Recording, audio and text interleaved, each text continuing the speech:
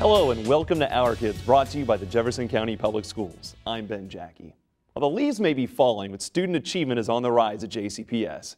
We'll tell you how well our kids performed on the recent state assessments. We'll show you why Kentucky's First Lady has taken an interest in one school garden. And we'll tell you which JCPS teacher was named Kentucky Teacher of the Year. Plus, we have these stories from our high school student correspondents. For the second year in a row, Greenwood Elementary's PTA has used fun and excitement of the color walk to raise funds for their school. Waggener High School students studying World War II got to hear from an actual veteran. I'm Ballard correspondent Brittany Buzzutto, and I'll have the story. Moving and improving. That is how a group of auditors recently described the Jefferson County Public School District, and now we have the numbers to prove it. Dr. Donna Hargan celebrated with students and principals from 95 schools who met their state goals from the 2013-2014 school year. Recently released data from the Unbridled Learning Accountability Model shows JCPS reached its state goal for the second straight year. We saw increases in every measure of the accountability model, including growth, graduation rate, and GAP scores. Plus, JCPS now boasts 15 schools of distinction. While we know there is a lot of work ahead, Dr. Hargan is pleased with the hard work of JCPS students and staff. So we're very encouraged by the progress, but we're not going to rest until we have every student graduating prepared and every student reading and doing math at the proficient level. So now that we have so many schools making gains, how do we successfully spread the word? That's the challenge for a select group of students in our 5-star high school career themes. Recently, they underwent some intensive training to become ambassadors, not only for their schools, but for others. It's a chance to showcase their knowledge, communication skills, and pride in the district. And then you've got a really nice metal name tag with your major on it and your name and your school. This is a 5-star ambassador program, and we got chosen, I got chosen by my counselor. And it's just where you learn about leadership and how you can apply what we learn here to our schools. Take a minute to read it over. Any color, doesn't matter. We have a group of about 75 students, approximately 5 per the career-themed high schools. And we've asked them to kind of convene here for a training. Waggener is a great school because in our medical programs, we have hands-on activities that we participate in. I wanted to be part of the 5-star student ambassador program because I knew that it would make me a bigger candidate in the future, offering me more opportunities. Certifications that you can get, are there any? Yeah, freshmen, when you first come in, all freshmen have to take a computer apps class. And you have to... The students have come to training to be prepared for how do we send the message of career-themed schools to the community. Well, since I'm in business and I'm always doing professional interviews and presentations, I'm able to show a better way of communicating with the people in my class and my projects. What they've been asked to do is learn about the career themes, understand which networks have which schools representing which themes, and also kind of what's the general idea behind the different programs and pathways those schools offer. Explain to everybody what all the different high schools represent and how they can help you in the future. An 8th grade student might want to hear projects and stuff they do in school. My parent might hear what college credit you get from it. I gotta ask them the career theme. There are opportunities and there's a relevance with project-based learning and some of the equipment that we've put in schools that offers them really some experiences they can't get elsewhere. It's hands-on and a bunch of experiments and stuff. Kids react to experiences and being able to get their hands on something, and I think that's more engaging to kids. Now we're building these kind of intellectual academic cohorts of kids, which is kind of fun and different than some of the ways that kids have been connecting socially before this. Without a career, you have to spend time thinking of what you want to do. It's good to have a plan for the future, and it's also good to have a career so you know what you're going to have and what to look for.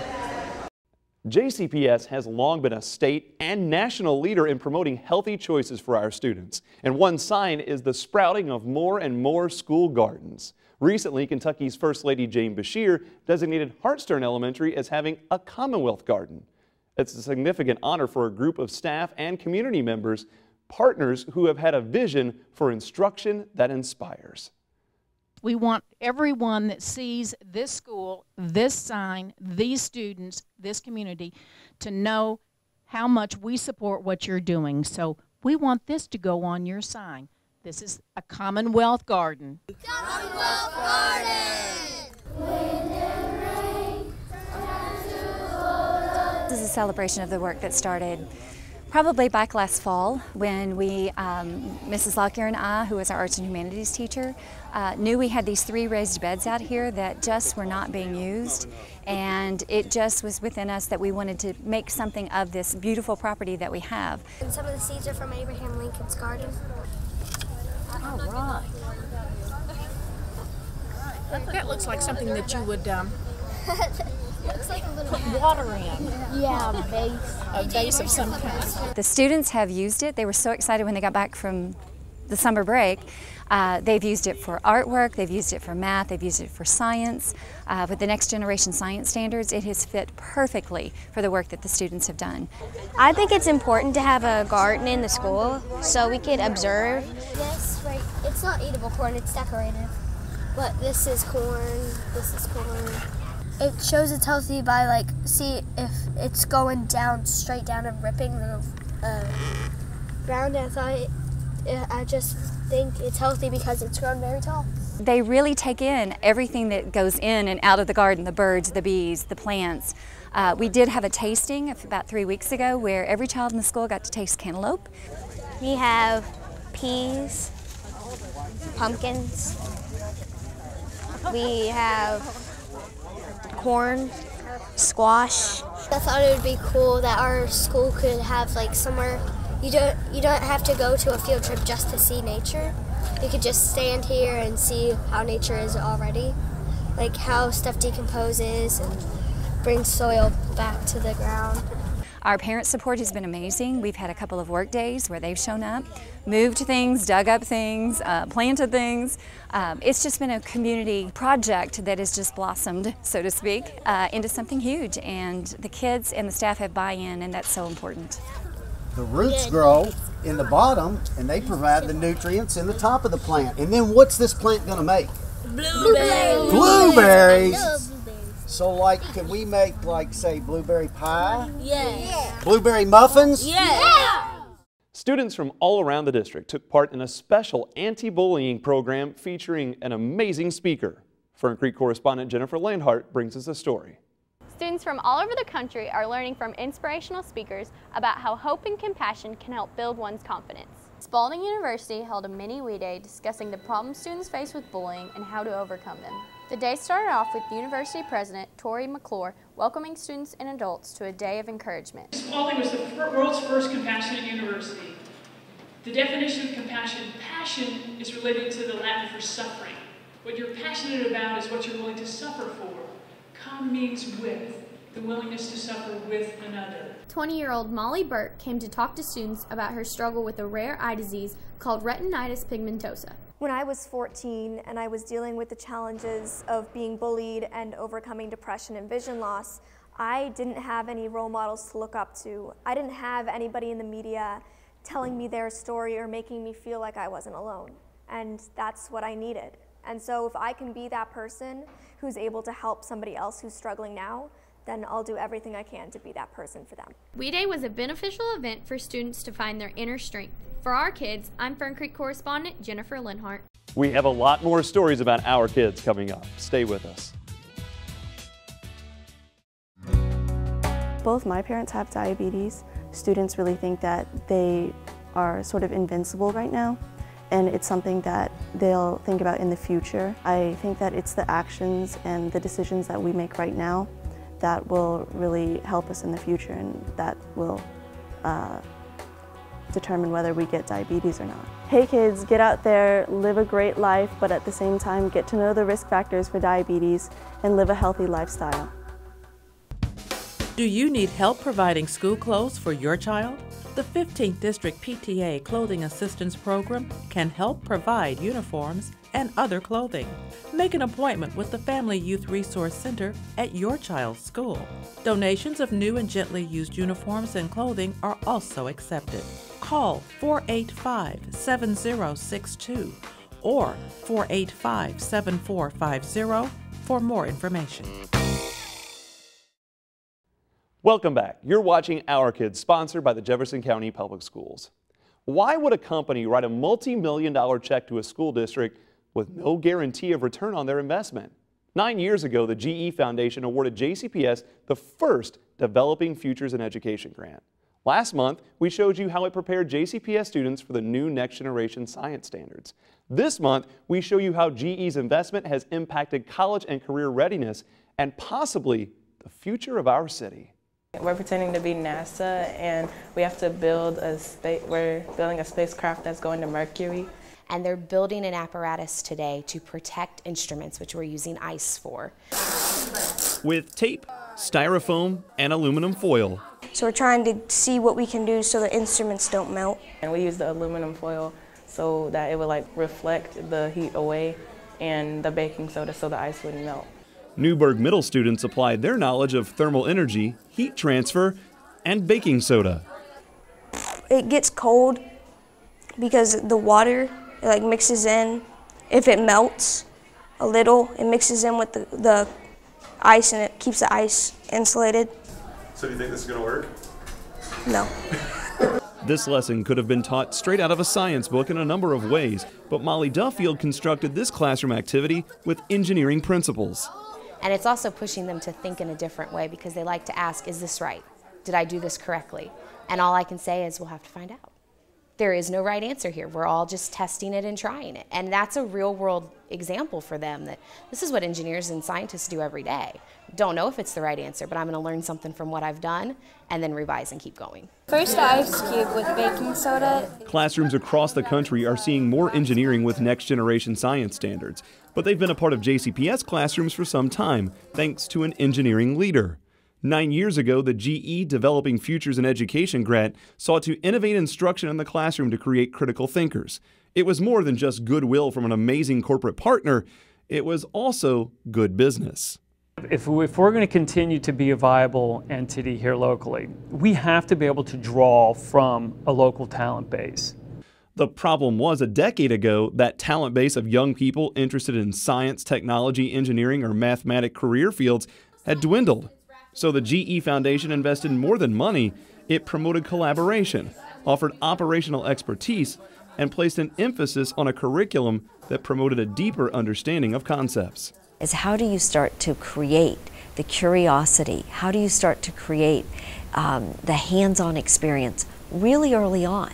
So second and third graders are getting excited about science, and they expect and demand that they want hands-on, inquiry-based science. What I liked about the foundations is that the idea of going into and actually starting elementary and middle schools and starting to get some of the infusion of some of the newer ways to teach these things and make them interesting, make them fun, capture the eye, the heart, the imagination of a young student. Wait, but how can we get this? A student like Jacob, who loves engineering, and with a lot of hard work, ingenuity, and a little luck, might turn his excitement around a styrofoam spaceship into a career. When I grow up, I want to be a mechanical engineer because I like hands-on kind of things like we did in there. But yeah, I think it's pretty fun to see if it fails and you're like, oh, it failed, learn from that mistake and try again. But as time has moved on and we fast forward to 2014, our ability to find local talent now is getting easier and easier. And that all comes from, in some part, in many small ways, and big ways, from what we were doing with the grant. The Shacklette Elementary Girls Talk Club brings students together to form bonds, encourage camaraderie, and promote education. Superintendent Dr. Donna Hargens recently paid the group a visit and shared her secrets to success. We're at Shacklette Elementary, and this is a Girls Talk Club. This is Girls Clubs. Girls Talk is a mentoring group for etiquette and proper social behavior. Oh my gosh, my pleasure. Good to see you. So, what an amazing group of young ladies you have here. I had met Dr. Hargens at an event and had told her about my program, and she wanted to come speak with the girls. And I look at you and I think, I can't help but thinking, what will you all be? You know, when I was in elementary school, I had no idea what I would be, but I'm going to tell you a little bit of a story of how I got here. So as your principal said, I'm the superintendent of Jefferson County Public Schools. We try to bolster their self-confidence. We try to let them know that they can do anything they set their mind to do. We bring in mentors during the year. I got really lucky. In first grade, somebody moved me to the first reading group. And so somebody told me, if you learn how to read well and you practice reading, that you can do anything that you want to do. So they used to have chains. Every book that you read, have you ever done that? You made like a chain. So you made a goal for how many books you can read. So to this day, I love to read, but my first grade teacher helped me understand how really important reading was. What she talked to us about was how you could become something and how you could succeed and how you could learn things by not people just telling you, but how people can help you. To have a good future, I need to learn how to read, do math, and all that. So I ran home and I got a dictionary. Now you guys are so darn lucky because you would not probably look in a dictionary. You'd probably go on the internet, right? And Google what valedictorian meant. So valedictorian is the person that has the highest grades in their high school. So my second grade teacher said, I think you can do that. And it's like, what? You think I can have the highest grades in high school? So I did go to high school, and I was the valedictorian, which meant I had the highest grades. Girls tend to, keep a lot of things inside. We need to let it go or talk it out and form bonds, because some bonds you have as small children last a lifetime. You are amazing young ladies. Work hard, get help from people, and you can do whatever you want to do. But remember, so you're going to go home tonight, and what are you going to do? Read something. And over the weekend, read something. And if you're not really good at reading at first, you'll get better the more you read. So make sure that you continue to read. Working hard, yeah, and reading. There is no reason why I should be standing here other than that people believe that I could be here and people believe that I could do it. So find those people that believe in you. That she's trying to help us be who we can be. I am a girl. I am confident and beautiful. I can make good choices. I am a leader. I am not afraid to reach my full potential. I can succeed in school and life. I am a girl. Many JCPS schools look for creative ways to raise funds throughout the school year. PRP correspondent Michelle Wyatt brings us a colorful story about the recent fundraiser at Greenwood Elementary. Yeah, the Color Walk is a fundraiser for our PTA. In the past, we had done walkathons like a lot of schools do, but kind of taking some notes from the color runs downtown Louisville, we decided to add color to our walkathon and created the Color Fun Walk last year.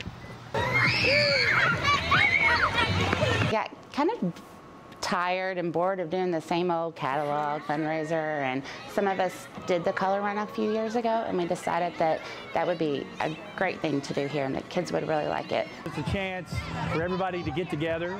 It promotes a lot of things. It promotes community, health, fitness. It gives the kids a chance to see their friends, somewhere else besides school. I think that's one of the best things about it. The color run is where you walk a half a mile, getting sprayed with color. They have all types of colors. They have pink, purple, green, lots more colors, and it's really fun. We started last year, was our first one, and was very successful. This year is our second color walk, and it's becoming even more exciting and more successful. I will definitely come. This is my second year as it is. First year was awesome. They raised tons of money. We done doubled it this year. It has been a blast.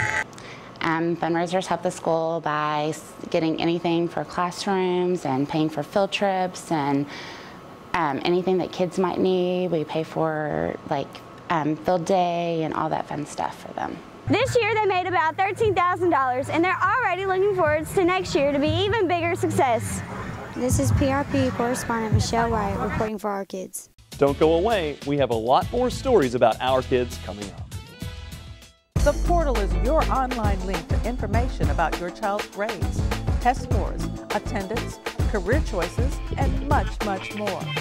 It's a fast and easy way to stay on top of what your child is doing in school. If your child's teacher has set up a virtual classroom, you can log on to JCPS online and access grades for class assignments or communicate directly with teachers. The Parent Portal offers a convenient way you can stay involved in your child's education.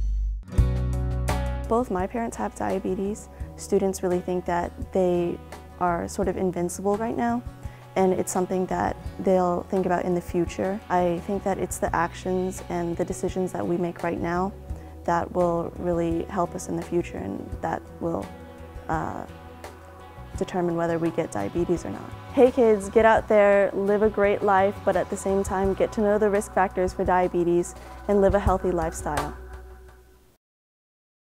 Welcome back. You're watching Our Kids, sponsored by the Jefferson County Public Schools. Every year, the National PTA celebrates its Kids Day, an event to celebrate the accomplishments and potential of our kids. For this year's celebration, staff at Okolona Elementary gave students the red carpet treatment.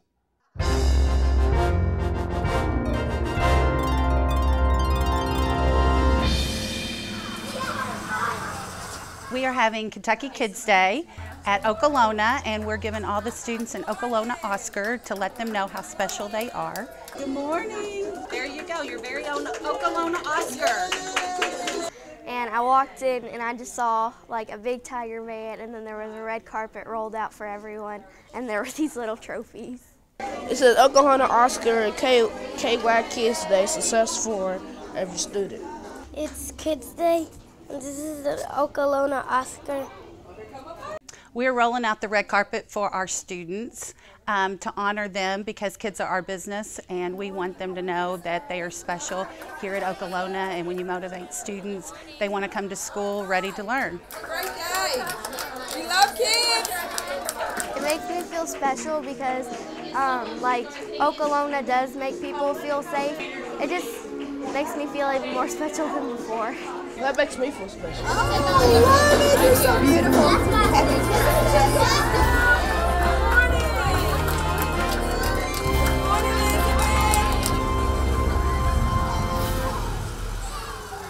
For many of our students, World War II is an important history lesson they read about in a textbook. But the grainy black and white images were brought to life for students at Waggener High when they received a special visit from a fighter pilot who served during the war. Ballard correspondent Brittany Buzzutto has the story. Just flying, your eyes got so tired. Veterans from World War II have precious stories to tell. 93-year-old Joseph Herman has plenty of them. He recently spoke to his granddaughter's English class at Waggener High School. I was a pilot on a PB-4Y2, which is a modified B-24. I flew this plane up and down the coast of China and around Formosa and in the Philippines, looking for Japanese submarines, convoys, and other Japanese ocean craft. Miss Meriwether thought it was a good idea to have Mr. Herman share his life experiences with the class. I wanted students to understand that no matter what their dreams and goals are, that they can be accomplished, because I'd spoken with him before and he said that he wanted to be a pilot, but he didn't have enough math, so he went back and studied again. Although he had English background, he studied his math again and got what he wanted, and I want kids to understand that they can do that. 12th grader Tara is Mr. Herman's granddaughter. The visit brought an important message to the class. I was hoping he could tell his experience during the war and what he saw. Those that know won't ever ostracize a veteran from any of the other combats that America has been in. One thing students took away from this was, if you put your mind to it and work hard, you can do anything. I'm Ballard correspondent Brittany Buzzutto for Our Kids. What was your favorite class in school? Correspondent Aneissa Coulter hears from kids about their favorites. When graduation day comes, what classes will JCPS students remember the most? Students at Seneca will not only remember what their favorite classes were, but they will use the skills from these classes in their future careers. My favorite class is choir because singing is a part of what I do. Like, I am an artist, like I mix and engineer, write my own songs, and I also sing, so it helps me learn new techniques and what I should do with it. While some students can't wait to get out of school, other students, like Michelle Garcia, want to work here for life. My favorite class is Principles of Teaching. That is my favorite class because I get to do different things every day, and it helps me become a preschool teacher because that's what I want to become. My favorite class at my school, it would be definitely pre-law. It really prepares you for a career in law, and it's a serious preparation to becoming a lawyer, not just a lawyer, but any position in the law. And even if you don't go into law as your main career, that's a lot of things that it can teach you just about life in general. Some students are afraid of animals and don't want to be near them, but others, like Cassidie Cartwright, aren't chicken. My favorite class is my pre-vet class. Whenever I grow up, I want to be a livestock and small animal vet, so it's going to teach me a lot of things about small animal and about livestock, and if I do want to change my interests, I'll have a good basis knowledge for anything that I want to do. Most of us wanted to be Power Rangers or princesses, but students at Fern Creek Elementary have even bigger dreams. My favorite class is the library, art lab, math class. My favorite class is science because, like, today we have lizards and we get to look at them. Some students even want to pursue a career in athletics. Practical living, because we can play games like basketball or kickball or do fun, active things. Even though some classes may change, what students learn from them never will. For Our Kids, I'm Fern Creek correspondent Aneissa Coulter. In Our Kids news, the Academy at Shawnee announced a partnership with the University of Louisville called the Cardinal Success Program. We are pleased to announce that the University of Louisville and Jefferson County Public Schools will officially cut a ribbon to open the Cardinal Success Program at the Academy at Shawnee. This new program is designed to complement the skill set of Shawnee's teachers, administrators, and guidance counselors so that this school's students and their families have access to high-quality mental health counseling right here within the school.